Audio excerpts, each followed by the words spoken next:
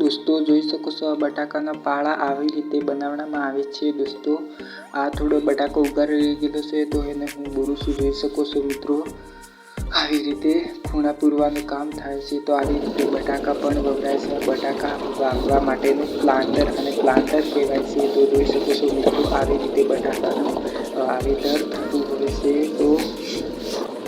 તો આવી જ રીતે દોસ્તો પ્લાન્ટરથી બટાકા વાવવામાં આવે છે. તેને કાપી નાખી અને વચ્ચેના ટુકડા જે આંખ હોય છે તેને અલગ અલગ કરી અને વાવરાય છે. તો આ મિત્રો બટાકા વાવી રહ્યા છે આ પ્લાન્ટરના મદદથી. તો જો મિત્રો આવી રીતે પટ્ટામાં અને આવી રીતે બટાકા પ્લાન્ટરથી વાવવામાં આવે છે.